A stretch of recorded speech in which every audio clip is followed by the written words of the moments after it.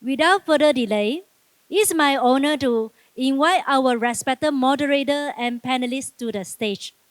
First, please join me in welcoming our moderator, Datuk Leong Kim Man. Datuk Leong runs his economic consulting firm, one of the few recognized local consulting firms entrusted to develop national economic plans for Malaysian government. He is also the president of Malaysia Biomass Industry Confederation and board member of Malaysia Green Technology and Climate Change Corporations. Now, allow me to introduce our esteemed panelists. First, let us welcome Datuk Dr Ching Too.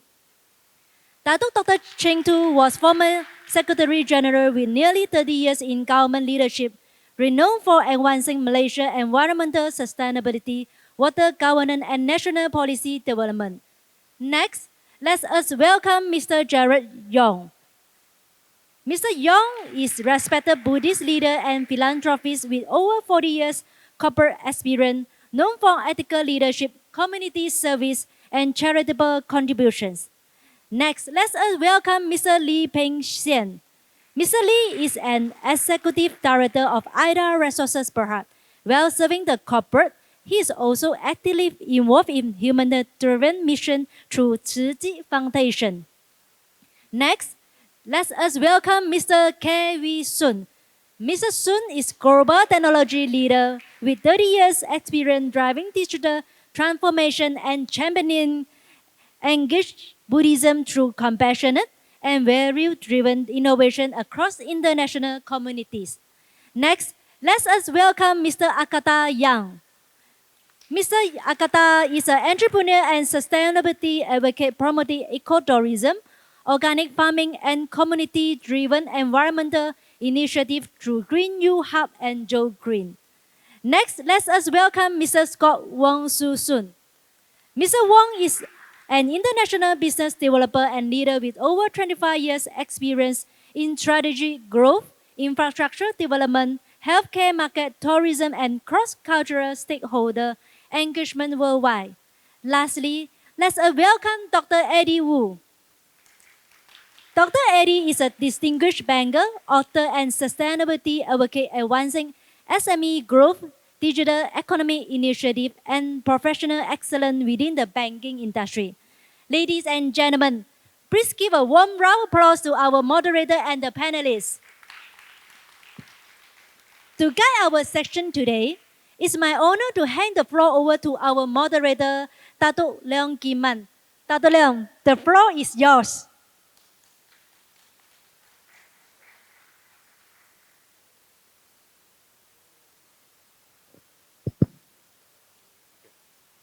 First of all, thank you very much, to MBCC for inviting all of us, to address the participant. Yeah, okay. And my plan, for today, 1.5 hour session. All together, we have 90 minutes. It's a relatively long session. So my approach is in order to make it very interesting, very hands-on, very down to the earth, I will encourage interactive participation with the floor. Yeah, okay? So I will walk around later after I discuss with the MC just now. Yeah, so that we can actually pinpoint more questions, to respective audience based on respective perspective shared by our 7 distinguished speakers. And to make today's session, much more interactive, I have prepared 5 slides using AI. Yeah, okay? So we have actually outlined 30 questions. Just as a guiding question, you can ask to all the panelists, okay? But you are actually welcome to ask anything beyond this 30 questions, which is highly relevant to your own practice. But more importantly, because this is a national Wesak conference, whatever question you want to ask, kalau boleh, link it to Buddhism lah, link it to Buddha teaching. Yeah, okay? And that is the value we would like to emphasize. While you are emphasizing on Buddha teaching, Buddha value, and if possible, also try to link it to our main sponsor today, Malaysia MADANI concept. Because the conference have received generous sponsorship from Malaysia government with a great support given by our Prime Minister, PMX. Yeah, okay?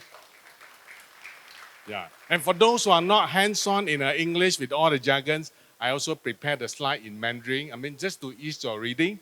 Yeah, okay? And at the same, and this slide will be circulating automatically every 15 seconds. So actually you can read through, I mean, the Buddhism principle.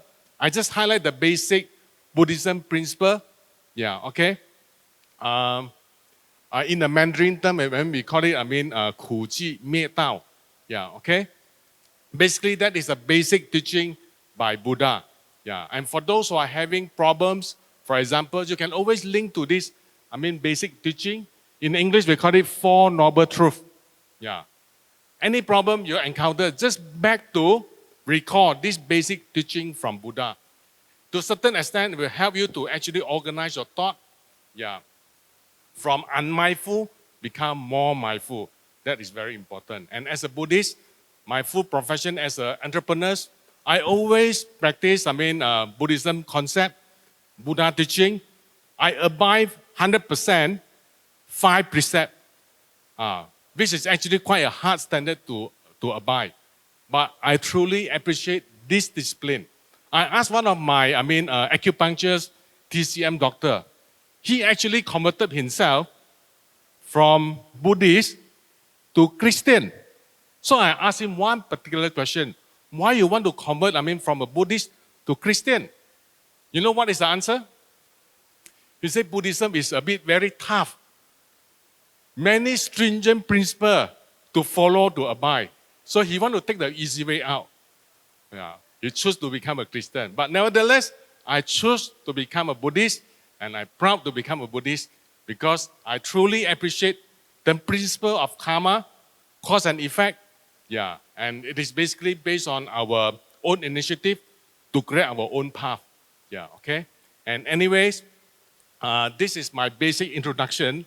Yeah, so you still have a lot, to refer based on the slide will be circulating. But more importantly, we want to listen to our 7 distinguished speakers. Each of them will be given, supposed to be 3 to 4 minutes, but I received a lot of requests. From the PM message, they want more. Okay, so to make it more lenient, I think 3 to 5 minutes is acceptable. Then after that, we will open up to the floor, and we will walk around. Yeah, so that we encourage hands-on participation from all the audience later. Okay, so without further ado, let us invite, Datuk Dr Ching, to share his perspective.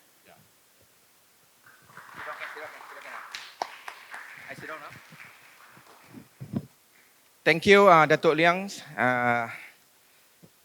Maybe first I would like to pay respect to our great teacher first, right? And to all respected panelists, sisters and brothers in Dhamma. Thank you, the organizer, for inviting me to share some of my perspective, right? For your information, I'm coming from the Thai Theravada traditions. Very much aligned to that kind of practice. And for that, I think I would like to say, maybe it's good a few words in Thai lah. Maybe same meaning. Swadikap, you know all right. Swadikap, at least some of you, maybe we have half Chinese, half Thai kind of thing. And salam madani to all. I would like to discuss the topics very much from the 3 Buddhist principles or concepts or a rule, for example, right? I worked in the government for more than 30 years, right? My last post was the former Secretary General of Ministry of Environment and Natural Resources. I'm in charge of almost everything from the air to the earth. The air, the earth, the forest, the land management, the flood, e-waste, plastic waste, you name it. From that perspective, I would talk about sustainability from 3 Buddhist perspectives. Number 1, we know by heart, I think all you know this concept very, very well. Interdependency, interdependent. So in Pali, Paticca Samudpat. You know very well, right? Nothing exists in silo. thing happen for a reason when conditions rise. Take for example, right? You and I, to give you some practical example, look at the flood that hit Selangor way back 2021. Those of us living in Taman Sri Muda, you were hit badly, I think, right? If we were to reflect on this principle, all are interconnected. Why did the flood occur in the first place? Look back a few steps. We flattened all the hills. The forest is gone, right? And what are the effects of that? The big flood is coming to us. All are interconnected. Look at the amount of food waste we have now, right? And I just Googled just now. Malaysia wasted 17,000 tons daily food waste. That can feed 12 million people daily. Look back one, right? What? So much food waste we have, right? Water is consumption. How much you pay for the water bill? Barely 100 ringgit perhaps, right? How much is your mobile phone bill a month? 100 ringgit, right? Time 3, your daughter and your son, your wife. How much we use is water per people per person per day? 20 and 30 liters a day per person. You times 4 in the house, how much? Why this happened? Because we have one of the lowest water tariff in the world. Barely less than 50 USD cent per 100 liter that you pay. So look back, right? Why and what are the costs? We got to flatten the hill to build more treatment plants, more dams. All are connected, right? These are the things that you and I could practice almost immediate. For example, after you finish this session, you go back. If you spot a water leak, do report to Selangor. Simple tips, right? You talk about sustainability. Water is life. You talk about plastic waste. Malaysia generate over 1 million tons of plastics every year. And some of us today are eating microplastics. And that's why, organizer, I would like maybe for next time, I think we refuse a plastic bottle served to us. This is, not all goes into the recycling plant, right? And this is something. Because Buddhism is about practice. It's not about preaching alone, right? So I would strongly agree to organizer, next meeting, we avoid serving water in a plastic bottle. Putting in a water glass, that I think will reflect our teaching even more better, I would say. That first concept. Second concept is ahimsa, non-violent. This was clearly to us, right? But I would like to extend a bit, non-violent even to environment. Do not harm the environment, the forest, the minerals that we have. To a extent that we tend to exploit them more excessively. This is something that I think we ought to learn from simple Buddhist concepts. And lastly, moderation or the middle way. Machima patipapapata, we know. PMs I mentioned a few times, right? This is middle way. Eat moderately. And today people don't really buy that idea. They tend to show off, right? And for the ladies, right? Have you ever done your audit on your clothing that you have at home? In a week, you will wear this 1, 2, 3, 4, 5 for weeks. I guarantee you. But we tend to buy more because of what? We tend to follow the fashions, right? But the thing that we tend to use resources to the extent that one day they will deplete. This is something that I would share coming from that ministry that you and I could practice immediately. One more thing that I would like to add is that the water that we use today, right? I know maybe Malaysian average, we will take bus twice a day, right? Twice a day. The water that you consume every day will go into someone's ponding, which is IWK, right? The same water that after it's being processed is released back to the stream. You and I drink every day. And ask yourself again, I'm as a Buddhist, do I play a role in that? Making sure that my stream is clean, I pay the bill correctly, timely to ensure that water is sustainable, our wastewater is being processed timely, that you and I could enjoy a better life, according to the Buddhist principle. Thank you.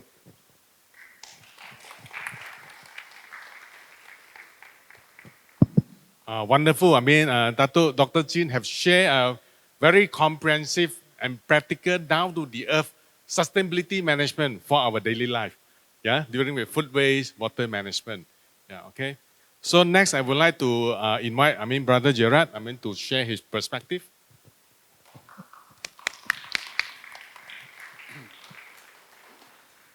Distinguished guests, respected member of the Sangha, community members, and dear brother and sister in the Dhamma, a very good afternoon to you all. Today, I would like to briefly reflect on the sustainability and prosperity of Buddhism as a whole in Malaysia, its strength, its challenge, and the path forwards. There are more than thousands of Buddhist temples in Malaysia, organizations, right? I currently serve as a Deputy Secretary General of the Malaysia Buddhist Kulapati Association, which bring together more than 60 Buddhist associations nationwide. Through our activities such as Dhamma propagation programs, youth and sister camps, leadership training, and temples management workshop, I've had the opportunity to travel to visit many Buddhist organizations across the country. What I see is very encouraging. We have more than thousands of temples platform, right? We have beautiful temple, right? Some may be small, some may be big, huge.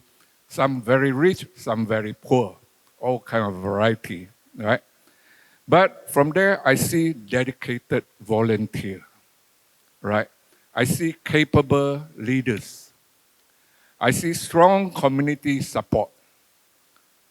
In terms of infrastructure, human resources, in our Buddhist circle, we are really blessed, right? But perhaps time has come for us to look inward rather than outward. Inward, what can we do? We have all this platform, we have all these people. How to put it together? Until today, maybe I have really come into Buddhism 20 over years, since I was retired 50 years old, right? I really don't see a lot of concerted effort, right? It's Wesak Day, very nice, everybody get together, right? But very often, we don't talk to each other very often unless friend, right? So this concerted effort has to be really think about, right? Because a directions clarity, very clear directions of how to grow, how to preserve is very important, right? So today, directions very clearly, and then we have leaders. Today we go to chief, right? But there are so many organizations. Everyone want to be taiko, right? Can we have a real taiko, right? It doesn't have to be somebody very powerful, right? But somebody willing to work, communicate with the governments. We have faith monk in the street. We have so many, right? The Buddhist Soul Light organization in the street. We can't do a thing.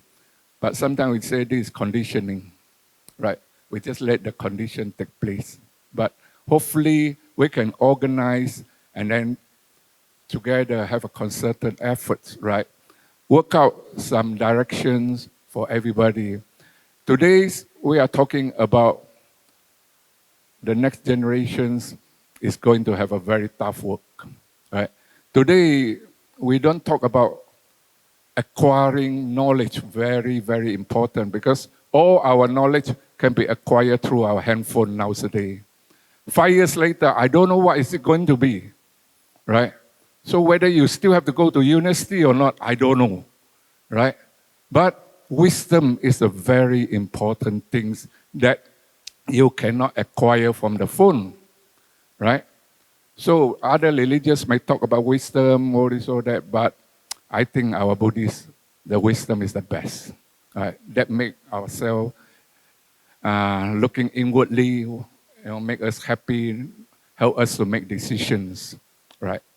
So I hope with these short notes, right, all I'm calling is our society, all the society together. Right now in my society, I'm working very hard to get everybody together, sharing resources, right? But I just hope this idea can work throughout our Buddhist circles, right? Somebody come out and take the bull by the horn, lead our directions towards sharing all the resources, sharing all the information that can make our things prosperous much, much better. It's not, we are not improving, but much, much we can do better than this. Thank you very much. Thank you, Brother Gerard. Short and precise. Now I would like to invite, Mr. Lee to share, his perspective. Thank you, Dato. Fellow Sangha, brothers and sisters in Dharma, my name is P.S. Lee.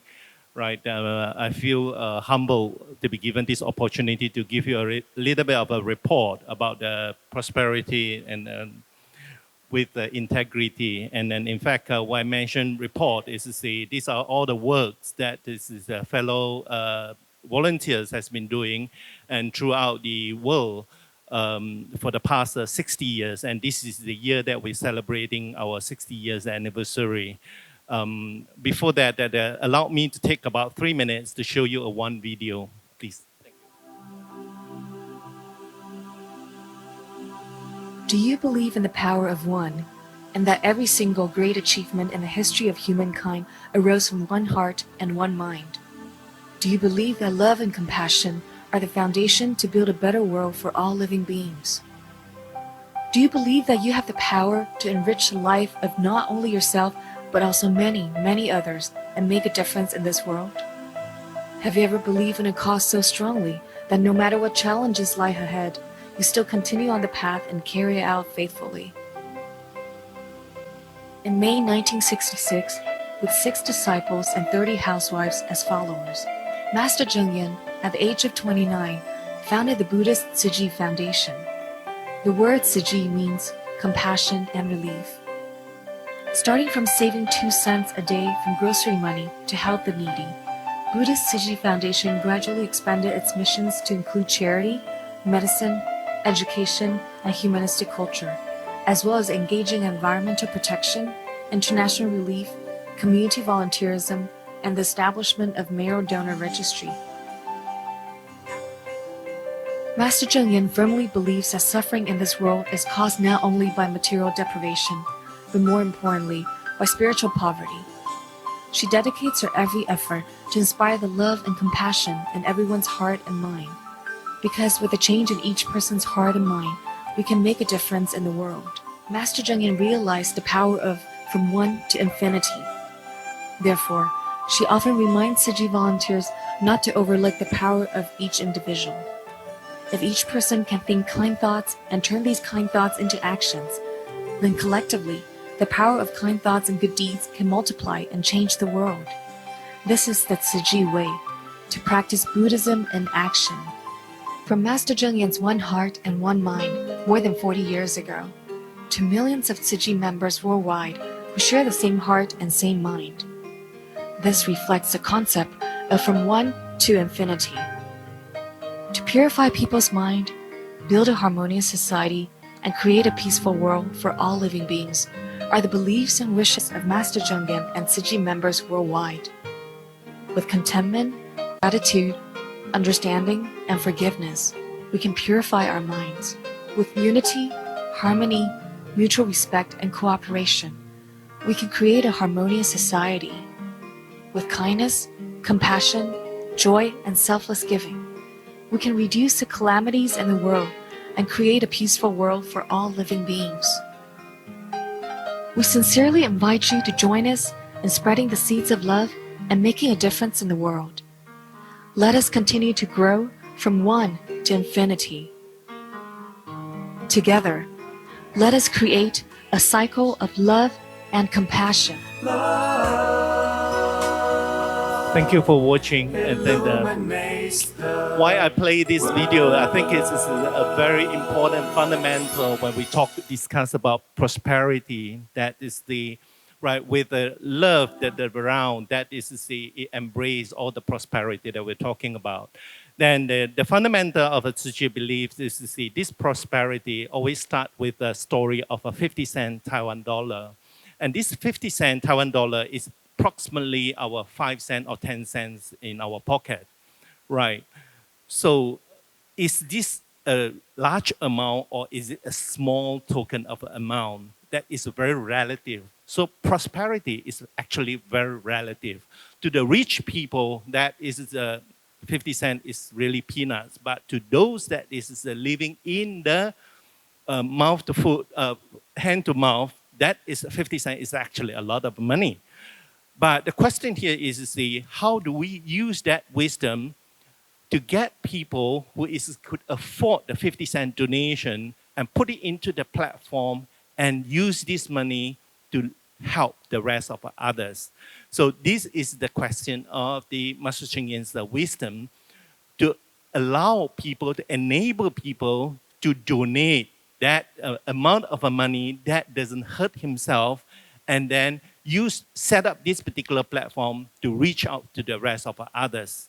So that is why in Tzu Chi we always talk about the Buddhism in action, right? So through the practice, there's a lot of a theory that we know, but we hardly have opportunity to put it into practice. And this is the platform that personally I'm very inspired to capitalize on this particular platform. And they do not discuss about religion. They do not discuss about what race that you're in. As you know that Tzu Chi, throughout the 139 countries that we're helping, where we have chapters in 68 countries.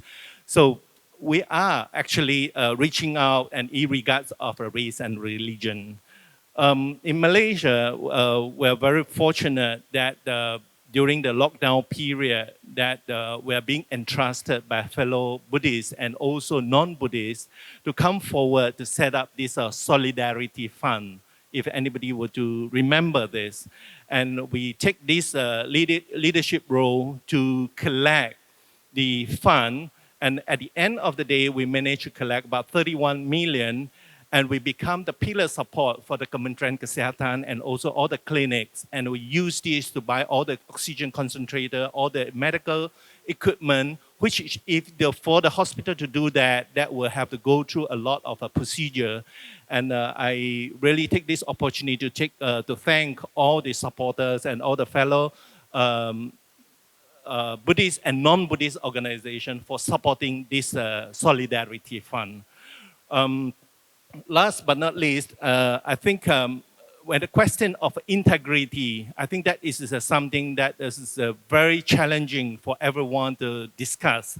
Because for the Tzu Chi Foundation itself, we also went through a lot of challenges. And today, fellow Dharma brothers and sisters, you might have already heard us that, okay, Tzu Chi Foundation, you are very rich. And you have some issue over in the past. Yes, we admit that the question of integrity become a paramount when we went through those kind of accusation in the past. So today I would like to turn on to the slides at the back that we're talking about SROI. SROI, the next slide, is actually audit by the external auditor that talk about that every dollar that is donated to your foundation, how much of a social impact that it give to the recipient. So in the that is in Taiwan, one of the chapter, so we are audited by the KPMG that they mentioned that if every dollar that people donate to the foundation, it gives the 50.37 times of the social impact to the recipient. I think that is a very important confirmation from the external party to the organization, because we make sure that all the donation is used to the most needed. And I think I'll use this as the opening for the question of prosperity and integrity. Thank you very much. Back to you, Dato. Thank you, Mr. Lee. Yeah. Now I would like to invite, Mr. Woon to share his perspective. Yeah.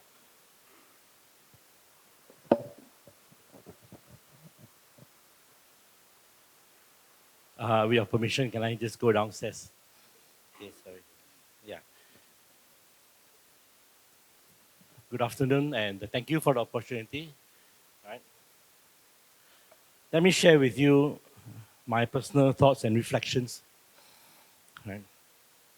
When I started learning Buddhism, one of the first things that got into my mind is a wrong teaching that I struggled the conflict between material gain and spiritual practice. I had the thought that I have to make money first, do good later. Later I've learned that that's not true. We can put this together. And the balance of these two is the very essence of our topic today: sustainability and prosperity. Sustainability is not just about environment. It is overrated. Sustainability also talks about how we treat people, human rights, access to education, access to capital, funds, and to live a decent life, right? So, to me, this balance is spiritual practice. Keeping this in perspective requires constant mindfulness. So after somewhat 40 years of learning, which I'm still learning, let me share with you 3 things that I've learned. The most important thing, I chant every morning and it reminds me, what should I do with my life? Okay, you move already, thank you. The first thing is taking refuge in the Buddha. Buddha represents awakening. In fact, the term Buddha means enlightened or awakening. And it is awakening through mindfulness.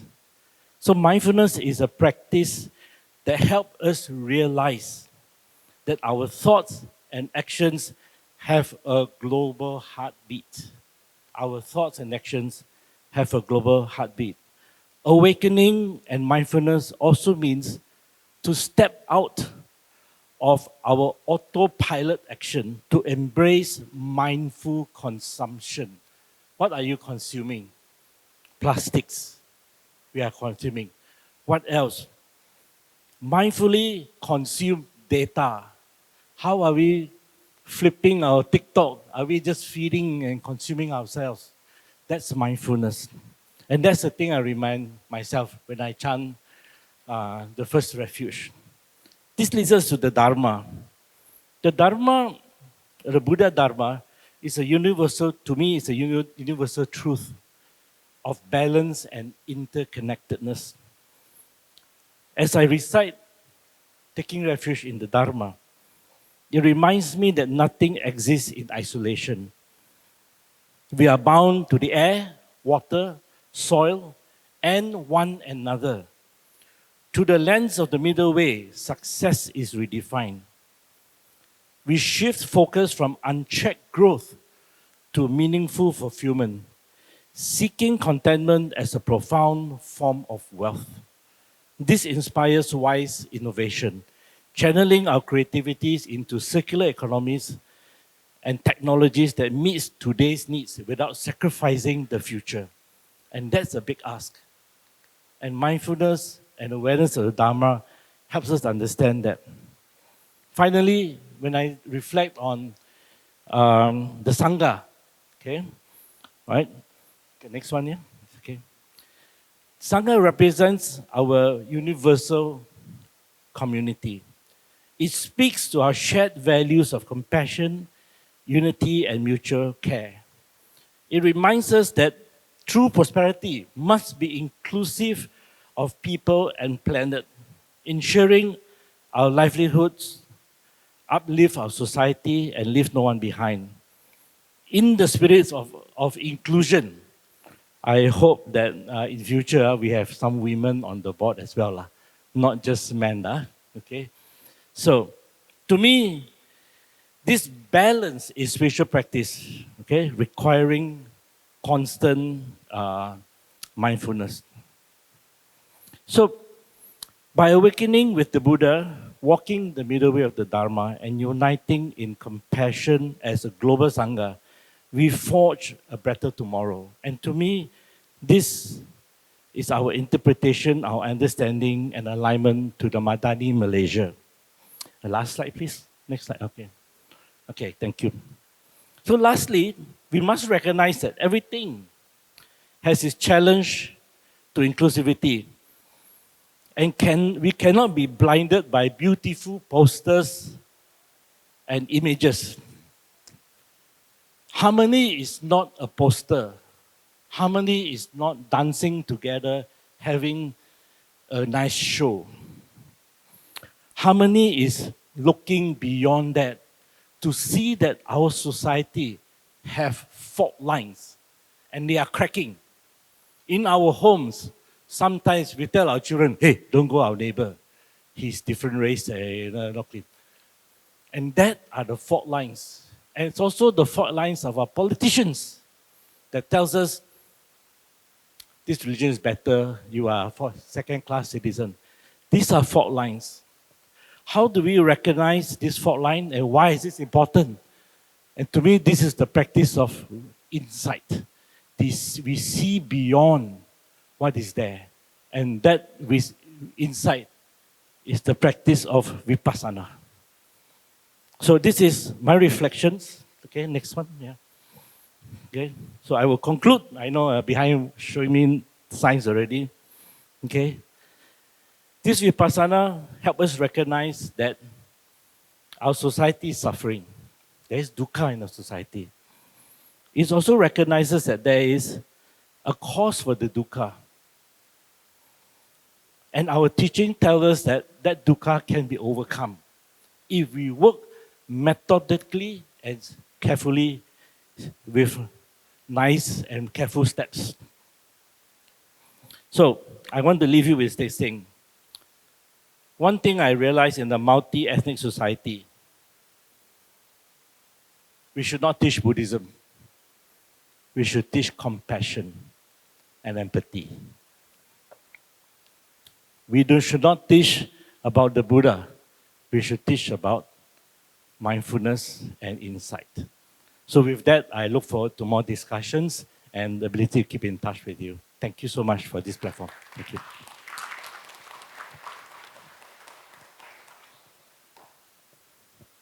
Okay. Thank you, Brother Woon, for the insightful sharing. Now I would like to invite, Brother Akata to share his perspective. Good afternoon to our respected member of Sangha, brother, sister in Buddhism. Okay. Everybody familiar with this photo?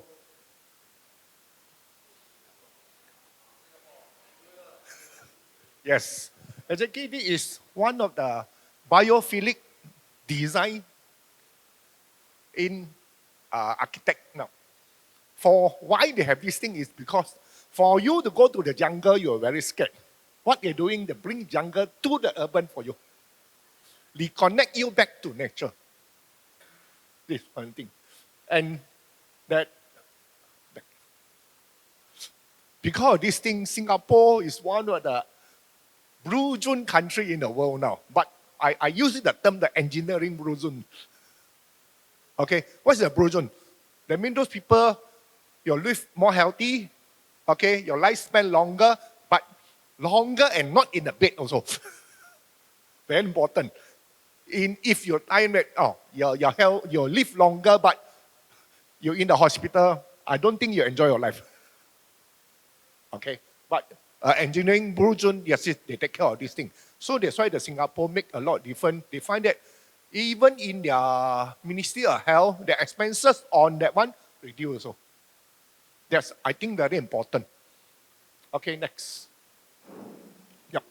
This is a word that I learned a lot when I do my design or my education for reconnect those people back to nature. Okay, come, next. Yes, this is one of the things.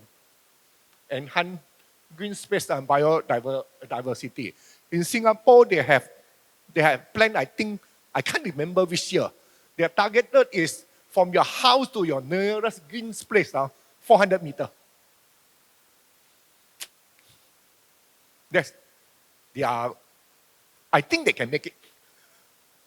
Next, improve air quality and urban cooling. Nowadays, most people without an aircon, they find that, not easy to live there. Why? Because, like just now, say, we're cutting a lot of tree already. Every tree, even in your house, if you plant glass and you make cement, it makes a lot of difference. Because I think I remember UTM, because I'm Johor, quite close to UTM, they do a research. Same house, same area, except one of them is they cement everything. And one of them, they plant tree, all these things. You know what the different temperature they have? 6 degrees.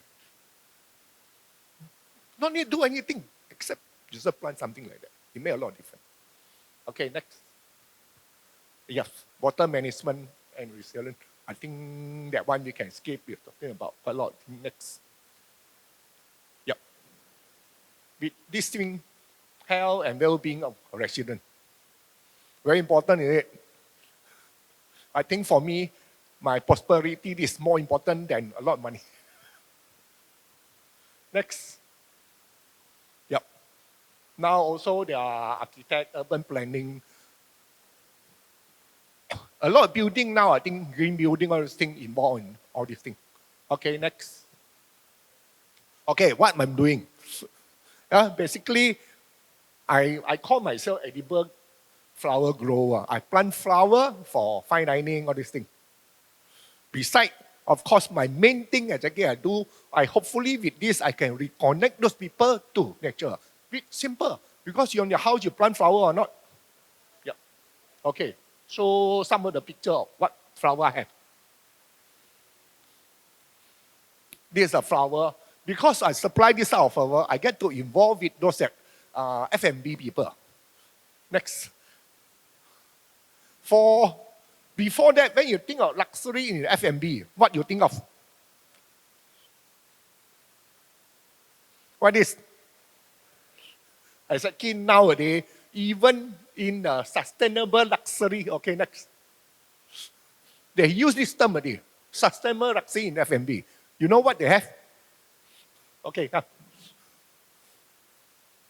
Ethical sourcing. So that's why now a lot of F&B in this area, they look for small farmer. Okay, at least they know that what I'm doing, and sometimes they understand that why sometimes their product may be not consistent because raining, all these things affect. They will try to help them on this thing, or whatever when they receive maybe raining season, they are not so sweet, they will modify it to get to the same taste. Yes, next. Yeah. They will help them make sure that they do anything also according to not spoil the environment, all these things. Very important now.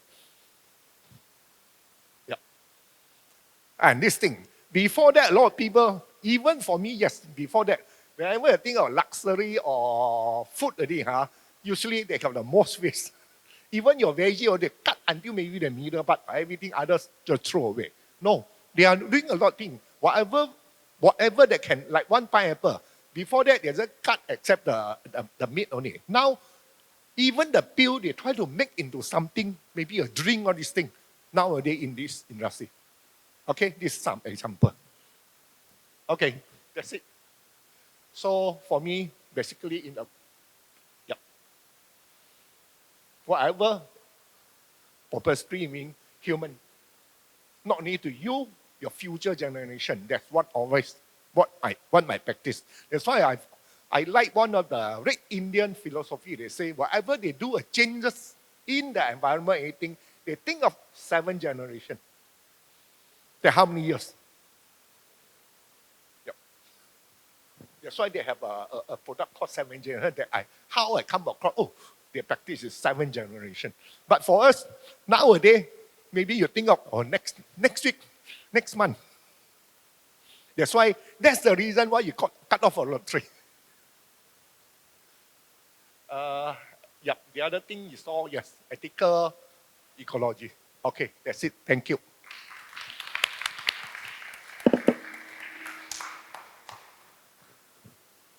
Thank you, Brother Akata. Now I would like to invite, Brother Scott Wong, to share his perspective. Yeah. Good afternoon, ladies and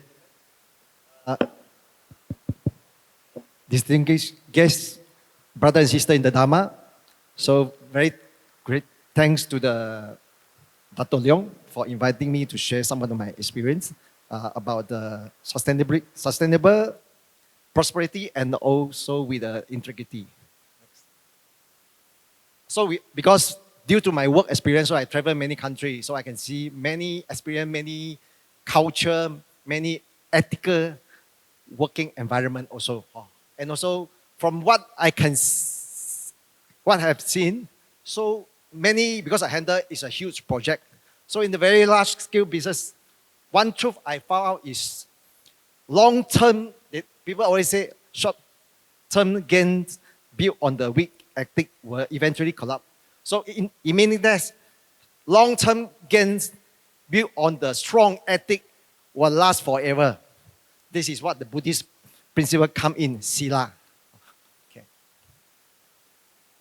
So I'm represent from the BMSM Buddhist Business Network section. So I think not many people know what is a BBN. Actually, BBN established in 2009. I think currently the member is about more than 100 members.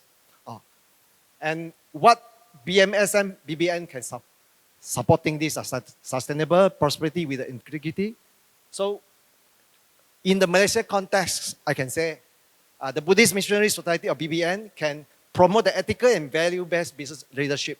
We know in the current business environment, ethics is not easy to practice, but as a Buddhist, we need to practice this and build trust based on the network among the profession and entrepreneur. And we can see how you expand your business. You need to build the trust among your supplier, your contractor, your subordinate, your staff, your bosses, and everyone surrounding you. Encourage sustainable and socially responsible business practice. This is also very important. Support the youth mentorship, education, and community development. Now we see a lot of young entrepreneurs, they want to become a businessman. After graduate, they don't want to under employment, they want to start their own business. So how we going to coach them and how we need to lead them? They need the mentorship and also the guidance from the senior and those successful businessmen to guide them. For the Malaysia Madani alignment, how we going to make a Buddhist principle sila to apply in make this Madani is more successful. So integrity and accountability, this is very important. Sustainable grow, how to grow your business, and how we going to grow the business in a very united way. So we need to have a unity among the corporation, cross the businesses, cross the industry, cross the partnership, and so on. Compassionate leadership, yeah. So we know in the Buddhist community, we have quite a number big corporation. using their leadership, their compassionate leadership to lead the company and grow bigger and bigger. So business and we know that business is a force for the national harmony. Money is very important. Without the money, the business cannot grow. So we need the money, the funding. So what is the strategy we can contribute to the economy, to drive the economy for the Malaysia and also to the overall Malaysia economy as a BMSM, BBN, what we can do in a very small way. Like what we can do like today, we need to strengthen the multiracial and interfaith business cooperation. Yeah, this is one of the ideas. Encourage dialogue and responsible economy participation. I think we don't have any, we don't see very oftenly International Buddhist Business Conference, but we have other conferences as well. This is what, in the future, if let's say we have one like this MADANI, we have a Buddhist conference for all the businessmen and corporation to join together.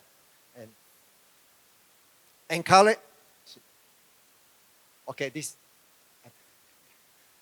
dialogue and responsibility, economy participation, foster inclusive opportunity for the SME and the young entrepreneur. So we know that young people, they want to explore in the business. So we have to gather, and also at the same time, all the Buddhist society, you should form your entrepreneur division or team. Beside the welfare, ladies, youth, charity, chanting, meditation, you need to have one, or maybe you can combine together the business, because now people are interested to talk about business rather than doing meditation. Although meditation is very important, but we need to have another new way to attract them to do, and especially the young people. Connect business growth in the social impact and nation building. Encourage them to involve in the youth movement, youth activity, and etc. So future, a stronger Malaysia is built based on the ethical business and compassion, community, and we can grow together. And in the very key message I want to deliver is, business success becomes sustainable when guided with the integrity, compassion, and responsibility. And in the final words I want to say is, when we align really with the action, unity with the business diversity and sustainability, grow in prosperity and success in integrity. We do not just want to build a strong economy, but we want to build a very strong or stronger nation. Thank you.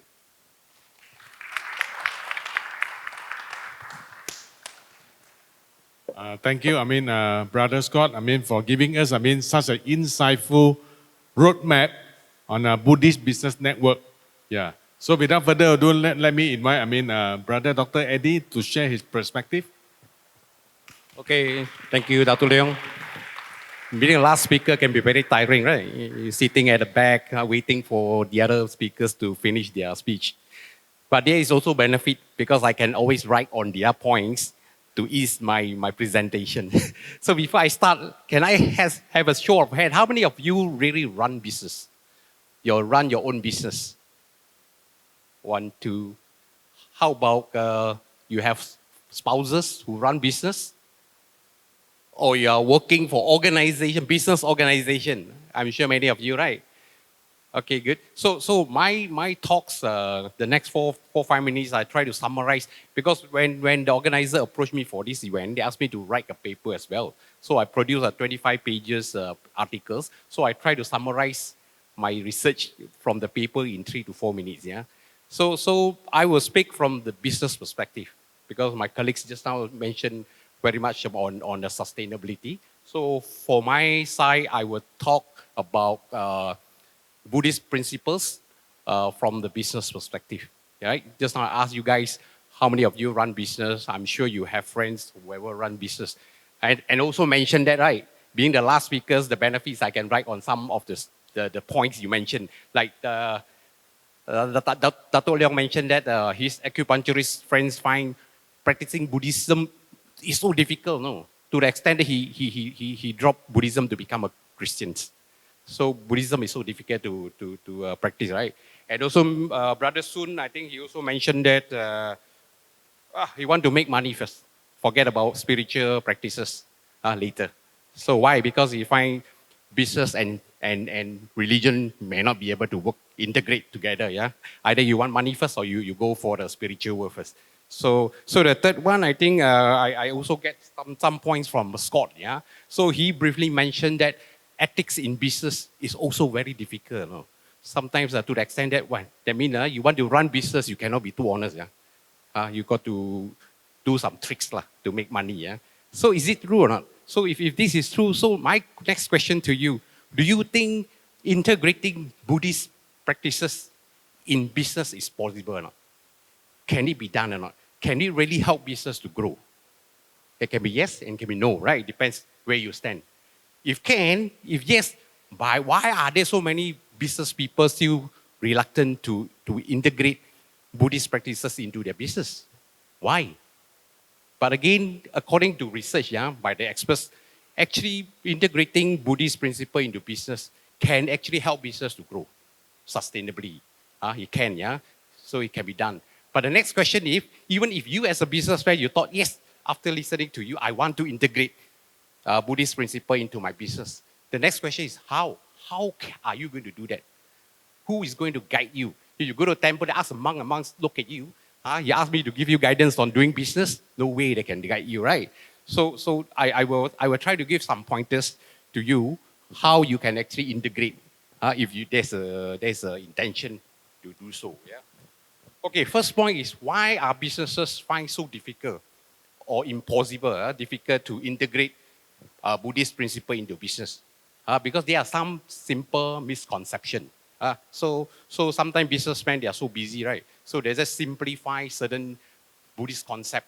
So to say, hey, this one cannot be done. I have highlighted 4 Buddhist concepts which are often misperceived by business people in doing business. Number 1 is a non-attachment. Aloba, aloba. So these businessmen always feel that non-attachment, so you shouldn't own anything, you know. So if you're running business, you don't know anything how to run business. You don't want to make profit. Cannot, right? So this is one of the misconception by some business people because of this, non-attachment. So I cannot set ambition. I cannot set high business goal.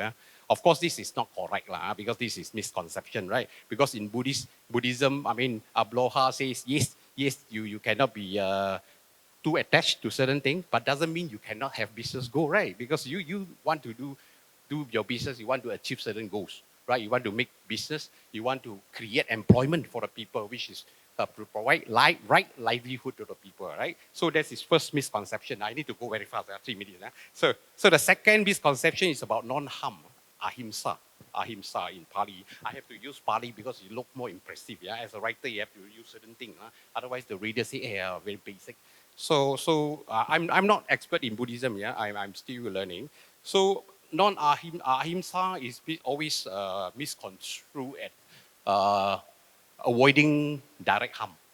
So again, in business, you don't take risks how to do business. I always tell people, right, as a banker, I used to work in the banks.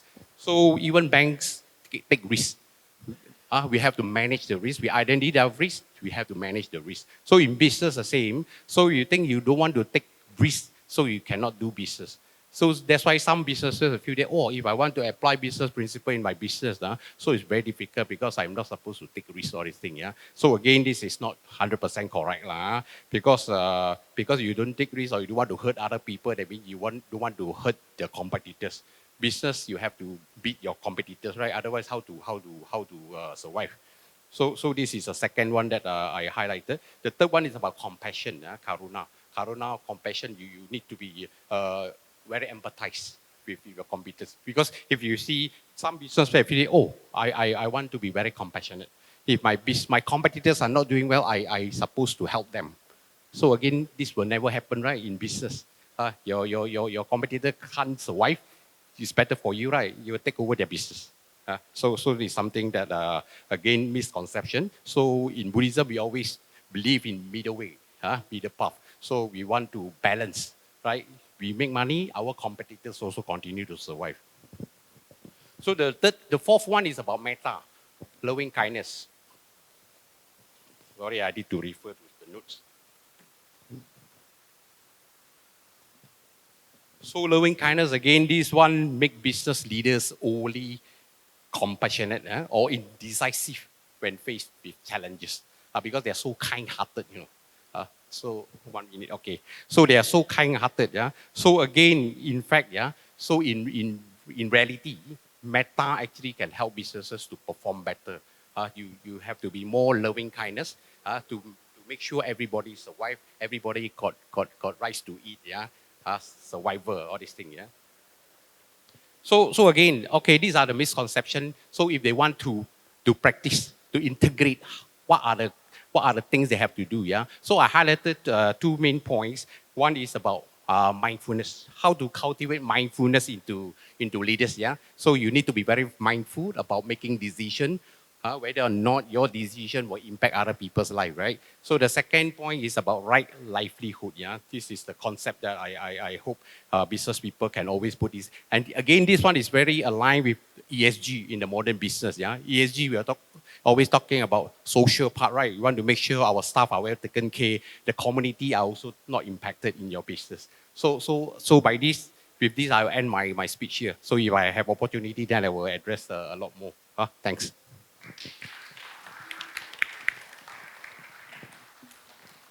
Okay, thank you. Brother Dr. Eddie. Yeah. So now you have listened, from the 7 speakers. Each speaker give you different perspective. Dato Dr. Ching have already mentioned to you, the realistic sustainability management in our daily life. Yeah, during the food waste, water management. Yeah, okay.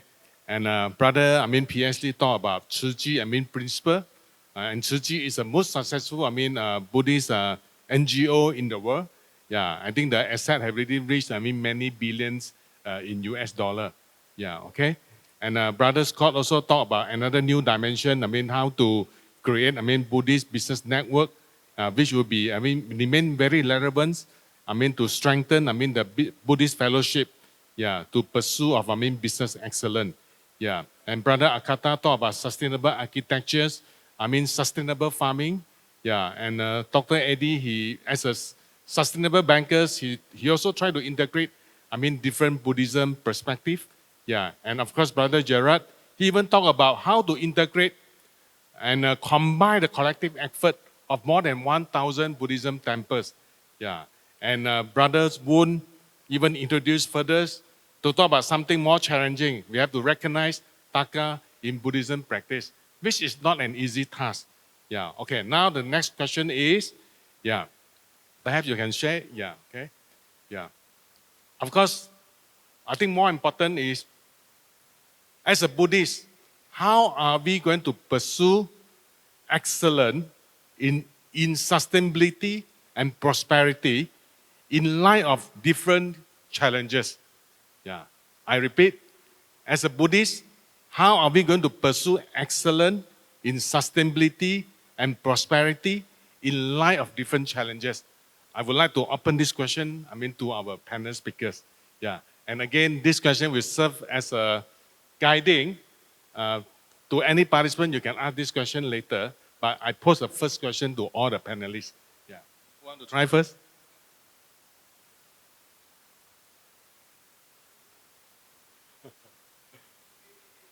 Yeah, as a Buddhist, how are we going to pursue excellence in sustainability and prosperity in light of current different challenges? Yeah, the challenges could be from, for example, ESG compliant, which is good, but to comply is impose challenges to the SME. And now we are so used to AI, artificial intelligence, but now for even bigger organizations, we even talk about AI governance. So as a Buddhist, we actually adhere to Buddha teaching. So we have high standard of integrity. So how are we going to practice all this in order to achieve excellence? In a simple term, you can say in our business, in a sustainable manners, yeah, okay, so that we can actually create more wealth, yeah, okay. This is just an open question actually, yeah, okay.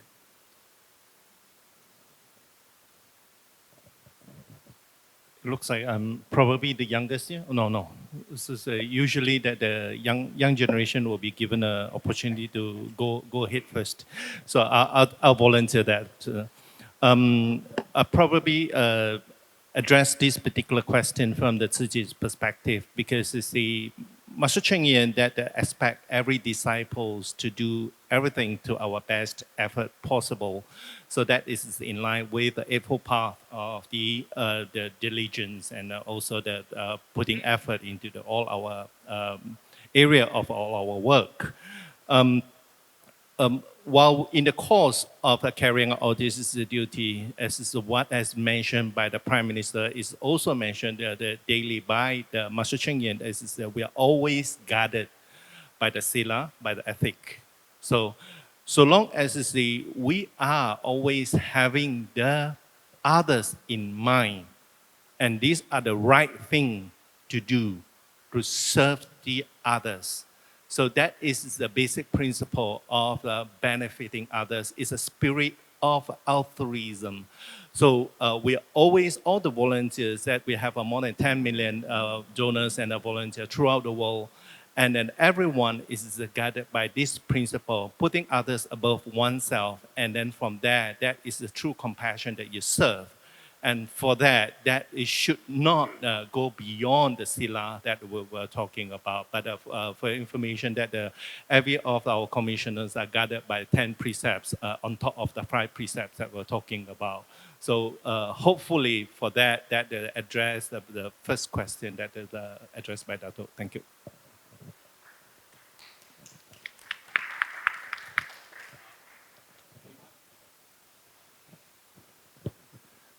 Come to the sustainability, right? Basically, to me, sustainability of what? I think it's very important is the Buddha Dhamma.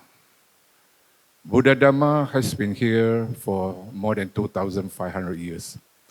It has disappeared in Malaysia for many, could be more than 1,000 years. Until maybe 19th century, 20th century, then it come back again, right? So today, the value, we are talking the value of the Buddhisms. The core values basically is the Buddha teaching, right? On the Buddha teaching, we are talking about Dana, Sila, Bhavana, right? Today, I appreciate Tzu Chi done a lot of Dana part. Right, beautiful, right. Sila, they do a fair bit also, but I'm very worried about Bhavana, right. That's why I am very concerned about just now how to make use of all the force. Maybe Tzu Chi, all the money you collected, share a little bit, organize it out. I'm not kidding, right? Okay. It's the shared effort, right, for everybody. Like Brother Sun said that, right, how to do business, right? This business, today we want to sustain it. We really have to have a distinguished clarifications between the growing groups, the career-minded groups, and civil hair like me, right? So today, I'm very active in what you call the startup for what you call all the youngsters. The youngsters come out, they are very worried for the next 5 and 10 years, I tell you. They are lost, right? Because they just cannot catch up with the speed of all this AI, all that, right? That's why just now I say that you don't have to acquire knowledge anymore. It's all in the phone, right? But it's very important, this wisdom can give you integrity, all that. Sustainability, we are talking about the preservations of Dhamma. And then prosperity, we are talking how to flourish all the wisdom. I quote one example just now, like what you say, right? On the business end, I went through all the up and down, all that in the business, right? But how little that we know how the universal work. Right? It's not only the environment, all that. Once you get into the Dhamma, once you get into the Buddhism, there is something called fate. Right? We always do business, we say, hey, not only you work hard like the bull, you need luck, Right? Where does luck come from? Right? So when I was young, I was chasing all the government department, everything, chasing for work. Then I was just like a fool going around, right? Now some gain, some loss, some gain, some loss.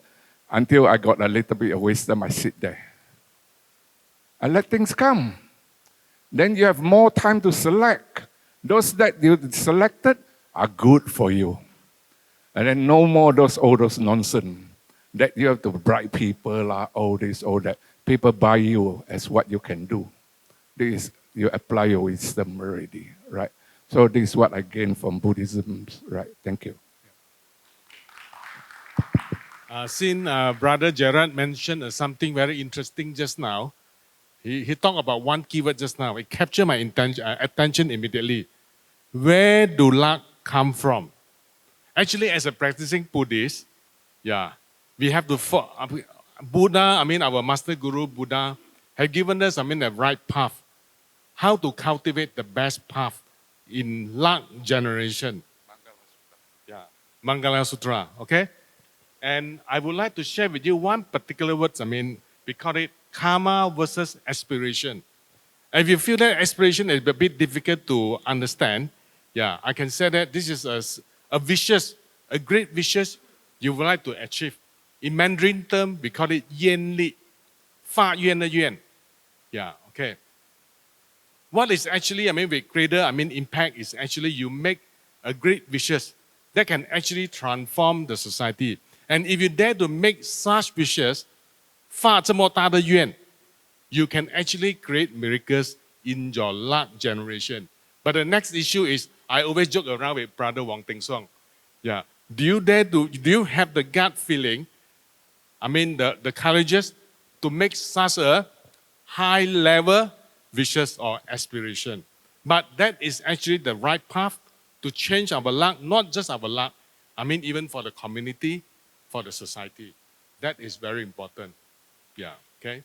This is something based on my visualization from learning, Buddha and Buddhism from different Sangha and also our Mahaguru, Buddha. Okay? And anyway, there are 30 questions here. My next question is, I would like to ask, Datuk Dr Ching, what are the biggest sustainability challenges in Malaysia based on your experience serving the government? Thank you, Datuk Leong. From my drawing, from my past experience, I think putting that term into practice could be one of the single biggest challenge, I would say. Taking, for example, people always argue about climate change, right? According to our friend Donald Trump, this is a big no. If you look around you, right?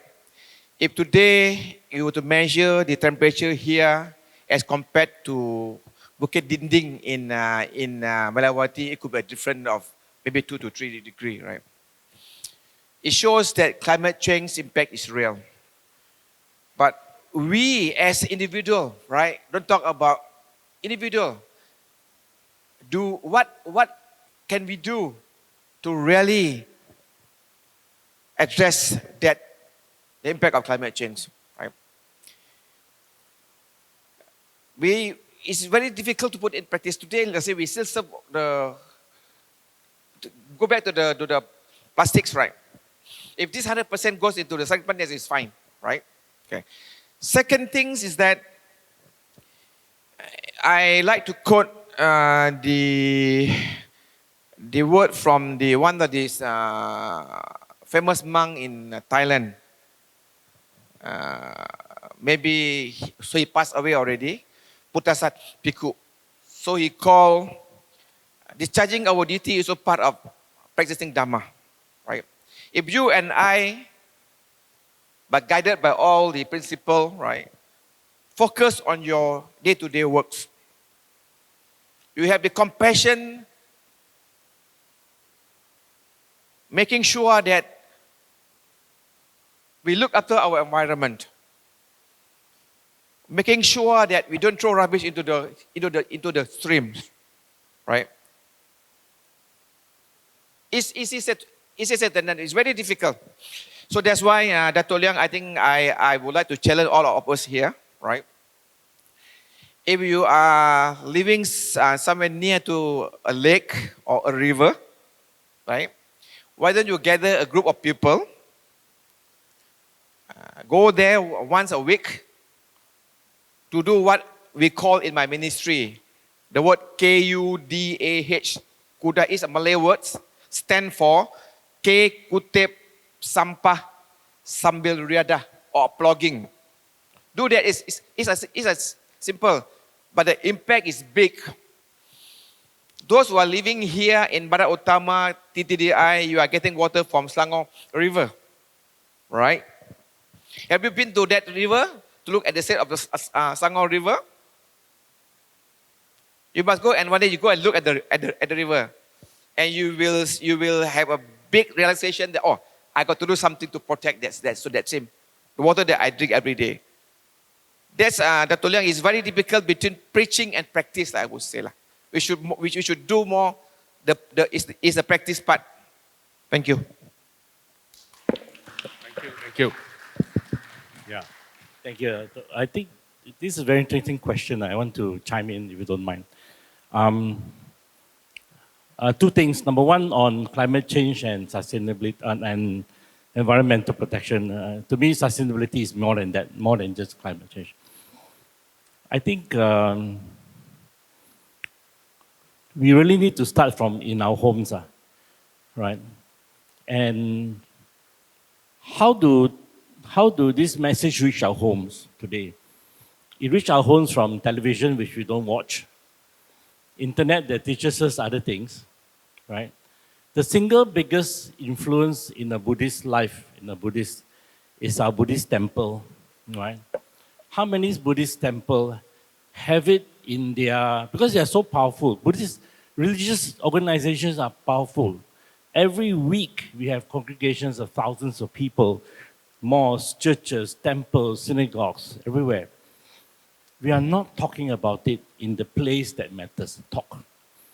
Are our monks and teachers equipped enough to talk about this on a regular basis, encourage the followers, our devotees, to go back and make a difference? I wouldn't say no, but I say absolutely not enough. Very, very, very little. Wesak is coming.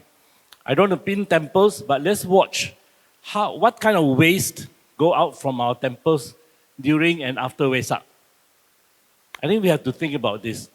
So that consciousness needs to go into our spiritual practice coming from our spiritual teachers, which unfortunately not enough, right? So I think this is something that as Buddhist community we can take note. So first point. Second point, just very quickly. Your question was sustainability, but it came out to climate. On sustainability, like I mentioned just now, is how we treat people also, right? How many of us actually go to eat food outside our ethnic cuisine? How many of us go on a regular basis to your warung Malay food? For Chinese, very, very little. I can say that. What does that mean? It means that we are starting to be very insular. We don't know our people in our community. We don't know. Do you know the 3 Tamil words to say hello to someone? We don't know. But we go to Thailand, we know Sawadee-ka, but Wandakam Nandri, don't know, right? So the other thing is that, again, our religious leaders, we need to articulate that we need to get out from an insular thinking and go towards something more inclusive in our livelihood. Like I said, it's not Buddhism we are teaching. We don't teach Buddhism. We should stop teaching Buddhism. We should teach compassion. We should teach empathy. Then we think of the person next door. You see? So I just want to chime that in. Thank you, Dr. Tan. Thank you. Okay. Dr. Eddie, you want to comment anything on this? Or Brother Scott? Yeah. Okay. Yeah. Okay. Okay. I also would like to take this opportunity to promote, the 5 precepts in Buddhism. which is linked to sustainability also. This is one miracle actually I learned from one Sangha actually. Yeah, he already passed away. And this particular miracle I would like to share with everyone taking this opportunity. Yeah, I actually come across, this white ant or termite. Yeah, in the particular tree, which is just right in front of my house. Yeah, if I were to practice, the normal way to get rid of the termite, what are we going to do actually? We just apply insecticide, am I right? But as a responsible Buddhist, if I practice a normal way to get rid of them, I will have killed many termites.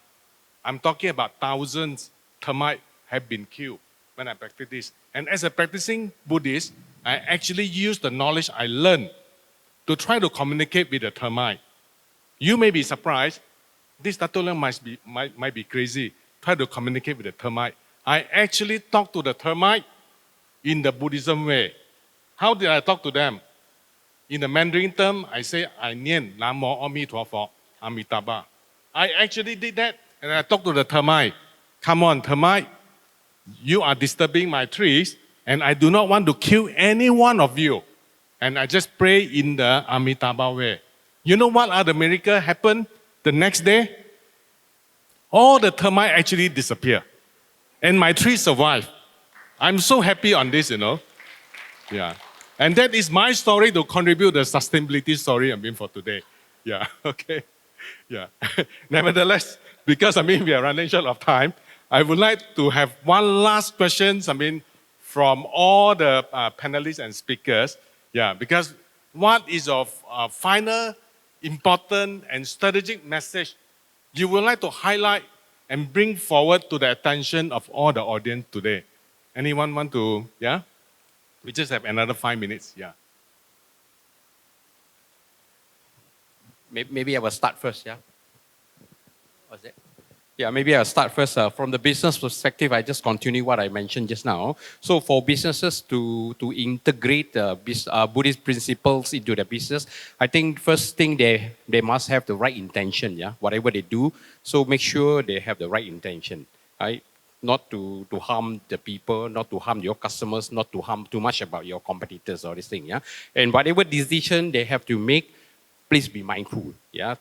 Think it thoroughly before you don't rush into decision in a way, yeah? So think of every aspect so that to ensure everyone have a good livelihood, yeah? Livelihood kind of thing, yeah? So I think integrating Buddhist principle in business is good and it can really help the business, yeah? Especially in the modern world, is very aligned with the ESG practices as well. You achieve Buddhist principle, you achieve ESG principle. Thanks. Maybe before that, in case any question from the floor, will be very welcome actually. Anyone have any burning question to our panelists? Yeah, before we conclude our session. Yeah, we very much look forward to that. Otherwise, I may just come down and pinpoint to any one of you. Okay, that's good. Yeah? Come.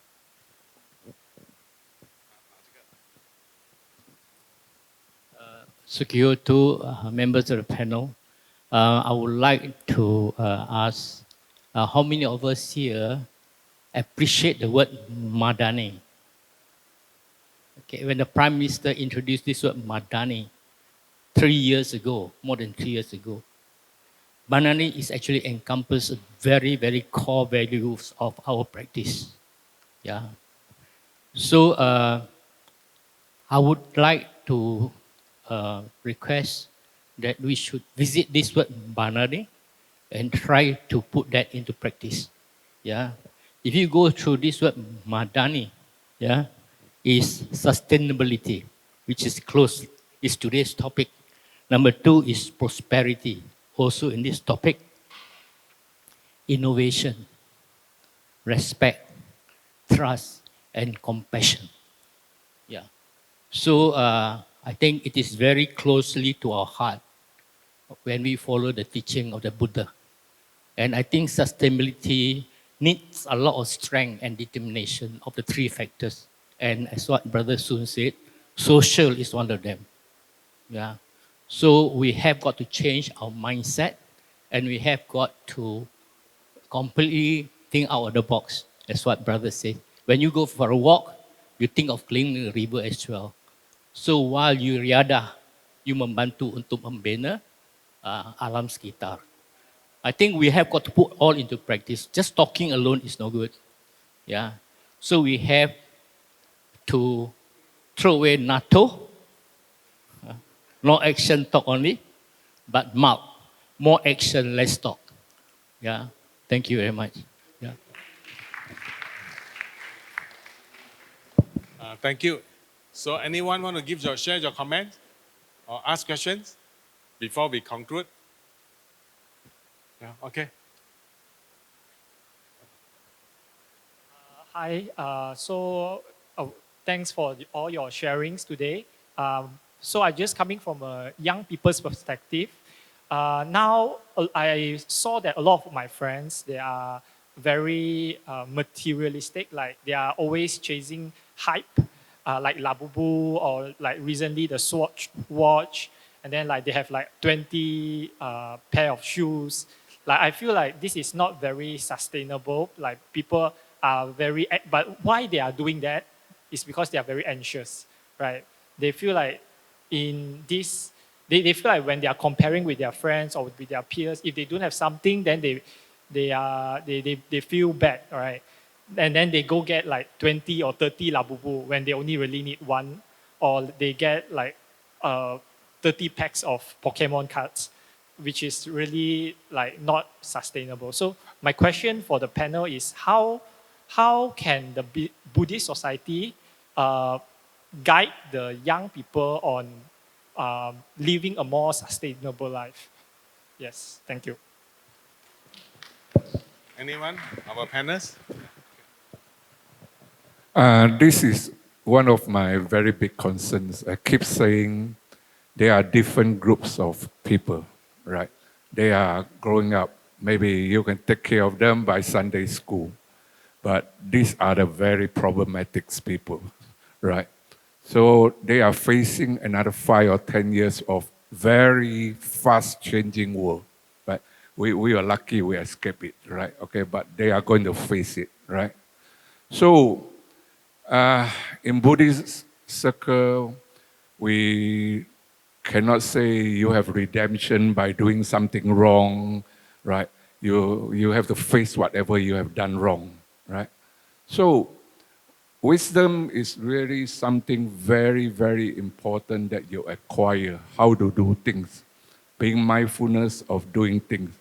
When I was doing business, I don't know all this, right? I just whack all the way, right? But when I start reaching all this, get in touch with all the Buddhisms, right? Things can be done in a very smart way, right? There are 50 people chasing for it. You just sit here, right? The only things that you have to know the Father. You get it, right? So this is being calm and cool and all this, right? Meditation is a very good thing, right? When you have a sleepless night, right? Worry about tomorrow, how to talk to my boss, all this, all that. You cannot sleep whole night. Tomorrow you go and attend the meeting. Boss don't talk like that, right? And then you've been worrying for, right? So, being young, ego problem, all this, all that is part of it, right? But if you were lucky, I really get into Buddhism when I was 50. But never too late. You are so young, you get into the Buddhism so young, you are very blessed and right. Really learn about kid, right? There are so many things can boost you up. No stress, no nothing, right? People who wear 20, right? Don't say they are idiot, right? They fulfill their ego, but 2 pair is good enough for you, something like that, right? So also, wise you saying something like in business sense, right? I'm doing something called venture capitalist thing, but I don't call it venture capitalists. I call it venture grow capitalists. I hope like Tzu like big organization, all this, go and help the youngs, right? Help them to grow business. Teach them how to do, give them financing and grow, right? We this is part of the compassion, so right? Okay, and then groom them out. And then when they come to Buddhist circle, they say, this, I can grow my career from there. This means a lot to all these youngsters. Am I right? Let me, thank you for your question. It's always amazing answers, you know. But if I may just add a little bit of things to it. Thank you for your question. It's very nice. A very important question. I think to respond to this, my view, is to ask the next question. Why are we like this? So have a think through, right? The world moves on the economic system of consumption economics. We consume.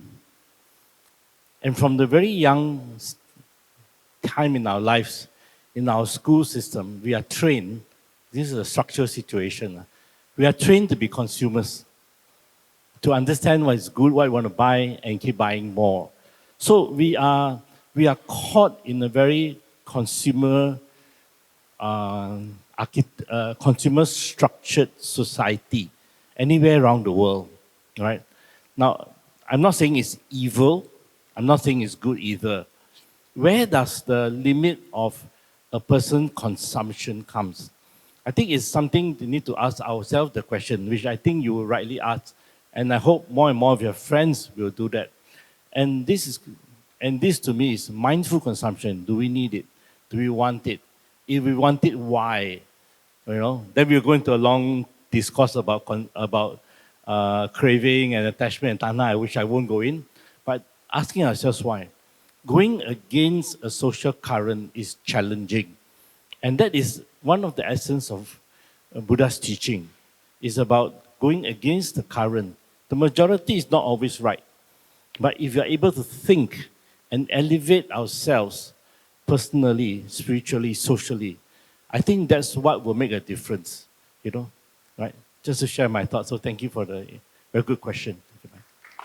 I would like to take this opportunity to share my perspective, how to deal with these issues. Just to share with you, I have 5 children. Yeah. And since young, I already instilled one principle.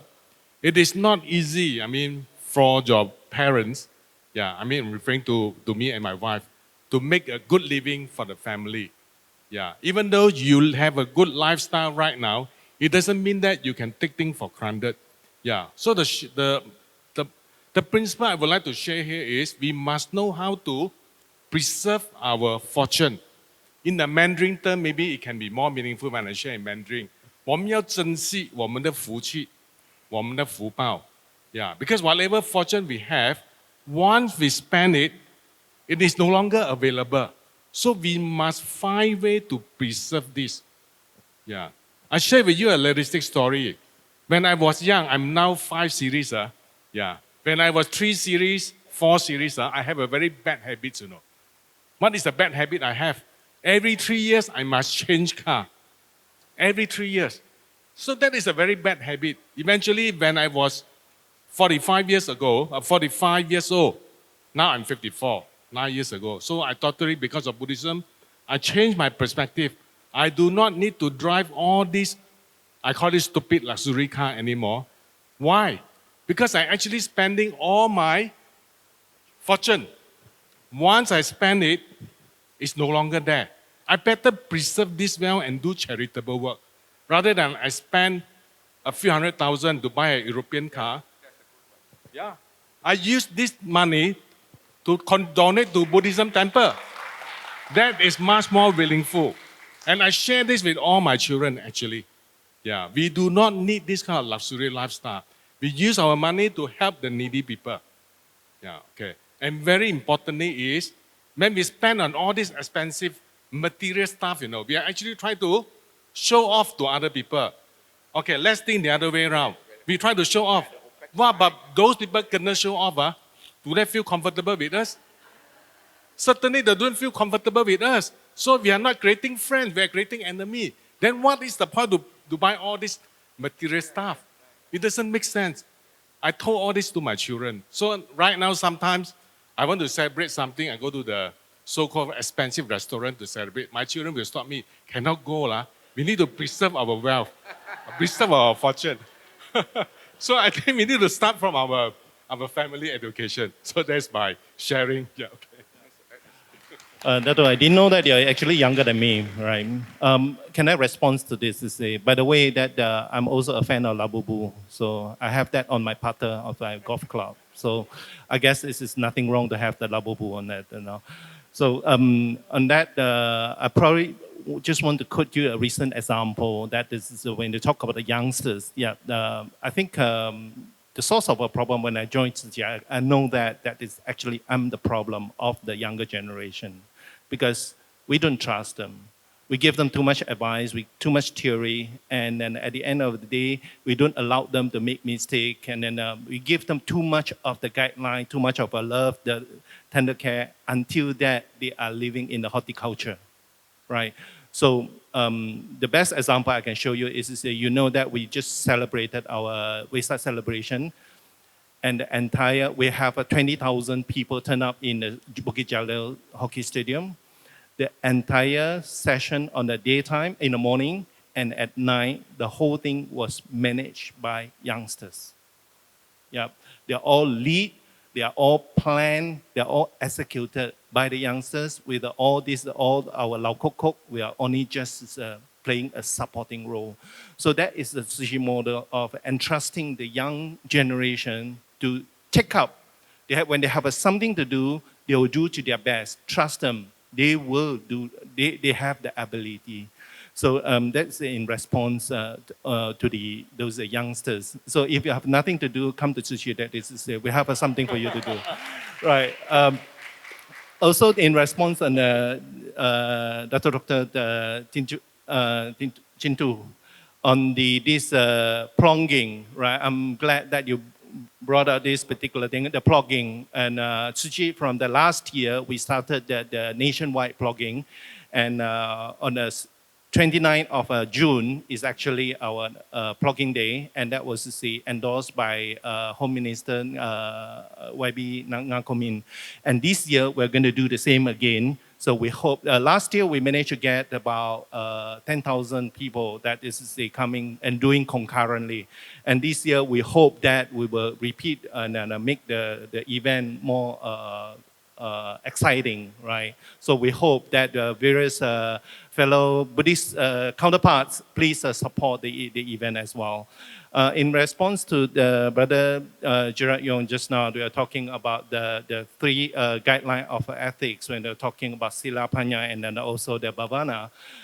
For information, yes, we take your input that it appears that the Tzu Chi less emphasized on the Bhavana, but for information, that the last year, 2 years ago, when we have the academic forum, that the academician actually come forward and then endorse us as that we are actually the descendant of the Zen lineage, because in Tzu Chi we embrace the Lotus Sutra, which is from the Zen lineages. So as you know, that Zen lineages emphasize a lot on the meditation and the mindfulness. So that's probably give you a little bit of a different perspective. But of course, it doesn't seem to appear in every of our practice. But I'll give you in a very, in a Tzu Chi way, is always action-based. We run about more than 1,000 recycle points and recycle stations. If the people that is working out those recycling, sorting work, if they forgot about if they are not mindful, they'll definitely put they'll sort it wrongly. They'll put the bad one and put it in the good area, and then those that is the resource that you can recycle, you definitely destroyed it. So that is a very practical way of mindfulness cultivation as well, right? And this is just a side to an example, right? In response to just on the question of Madani, right? And I think we talk about a lot on the inclusivity. Right, in Tzu Chi practice, that we always, as you can see, sometimes it invites a wrong perspective from people that does the, why are you taking care of a Muslim? Why are you taking care of a Christian? What is? But the society of inclusivity, we go beyond religion and race. So that is why we don't guide by the color or the religion. So that is the embracing the spirit of a Madani. But the most important thing, I mean, for all of us that as a Tzu volunteer, that is the everything, all, the discussion can going on and on. Most important thing is to see what can we do, and I'll use that to close my part of the sharing. That is to see, from one to infinity. That is the spirit of a sutra of infinite meaning. It says that everybody can be the one. It start from you. That it will create that kind of the effect, the multiple effect. So for that we hope everyone do your part, and then be it that it can be in any kind of a position, but certainly that will create that kind of a ripple effect and contribute to the Madani Malaysia. Thank you. Okay, thank you. So next speakers to give your concluding remarks. Anyone? Yeah. I just want to add on something. In order to achieve the sustainable prosperity with integrity, just like Brother Kim Si mentioned about Madani, compassion is very important. Because once we want to make the thing happen, compassion is come first. Like in the business, what my experience is, because I deal with some of the foreign company. So when they have problem, they will look for you. Then we have to be compassionate to help them to provide the solution.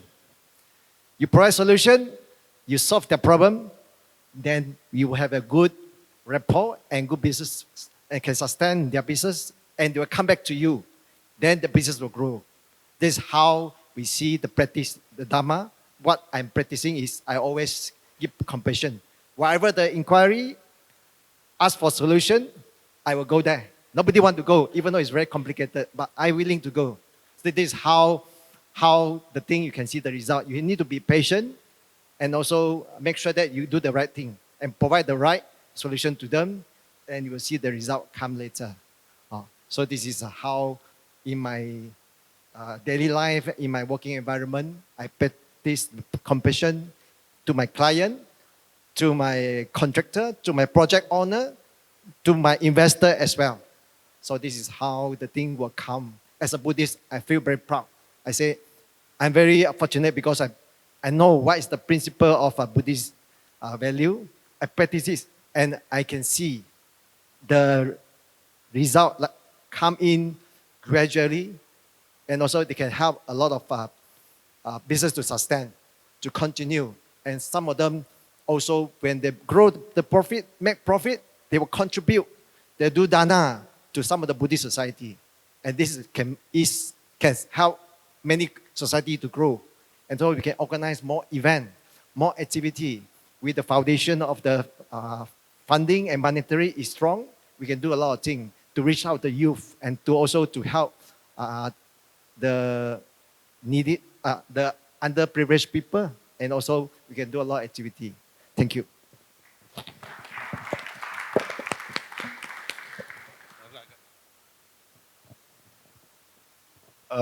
I think about 2 weeks ago, somebody shared me a social media, said that there's an edible city.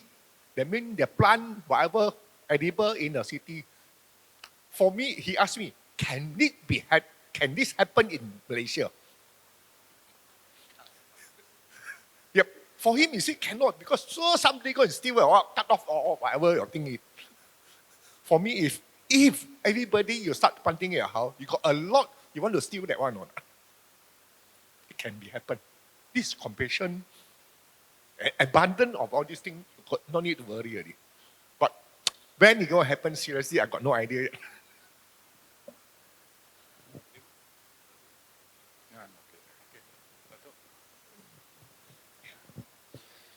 Maybe just to share 3 practical tips in making a world a more peaceful place to live.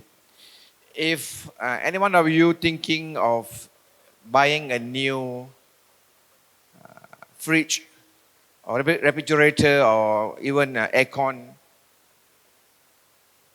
look for the one that has the 5-star. For those who want to change your water fitting, look for the one that has the 3-star. That's number one, right? Secondly, if you could, and it is safe for you to do so, do walk or cycle to your office, right? And last and thirdly, if after this you have a plan to go to buy grocery, refuse a single-use plastic. Thank you.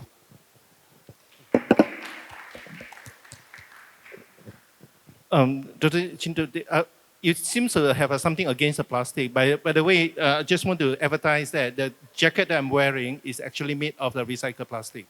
That is oh yeah, because we turn all these resources into blankets and into beds and into attire as well. So that is you can have a secondary life span for the item. Thank you. As a closing, let me share with you my short experience and a short story, if you don't mind. I started my Buddhist journey when I was less than 20.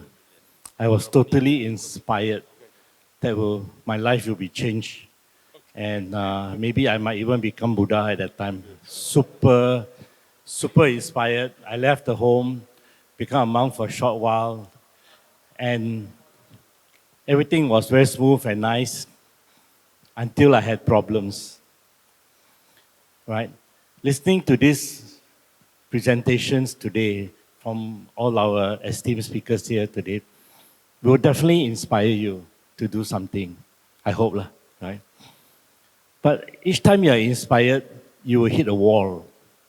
And that wall is what is going to stop us from the inspiration. So I want to conclude with this simple story. It's a real story. I was at the Zen temple. I still spent some time in the Zen monastery. And the teacher had this, once a month, or once every 2 months, had this discussion with the students. They would sit around, and students would say something, and the teacher would say one word. So everyone had their turn, and this man stood up. He was very inspired at first with the Buddha's teaching, but when he stood up, he was crying. Why? Because he got a fight with his children, and his wife left him. He was totally shattered, right? Totally gone, very unhappy. He was crying in our Zen dojo, and he brought to the center a bunch of papers. He said, "These are my divorce papers." And he asked the master, "What should I do?" And the master only answered one word, because every time if you are performing a Zen tradition, the master will answer one word. He answered, "Be compassionate." In such difficult times, be compassionate. I couldn't understand. It took me many months, then I understand now. Okay? When you're down and out, your values are challenged. Your emotions are seemingly unstable. Be compassionate to yourself. You are fine. And that will put you back on the path of your value and your purpose to reach a sustainable self and a sustainable world. Thank you. Okay, finally, because we need to go to another event, the closing ceremony. So once again, thank you very much for all the panelists, generous, sharing, on their knowledge and experience. Thank you very much. And certainly we will meet again and connect again, for the betterment of the country, for the betterment of Buddhism. Thank you very much. Yeah, ladies and gentlemen, to close our section on behalf of MBCC, we would like to hand out an appreciation gift to our distinguished moderator and speaker. May I invite Mr. Raymond to do the honors? Yeah, thank you, Dato Leong. Yeah, come.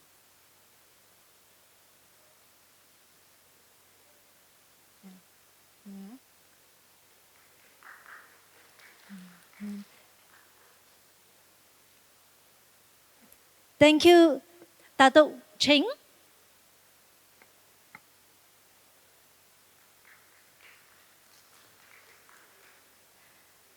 Thank you, Mr. Gerard Yong.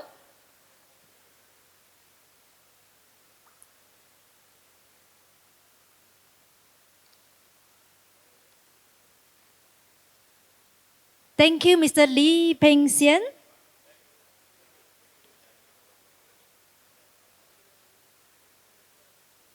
Thank you, Mr. Sun.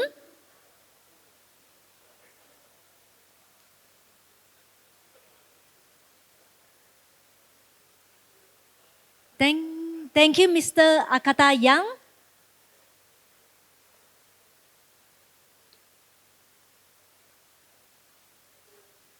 Thank you, Mr. Scott.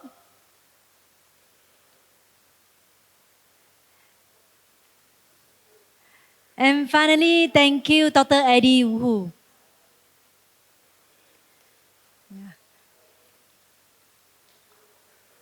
Okay, thank you, Mr. Raymond.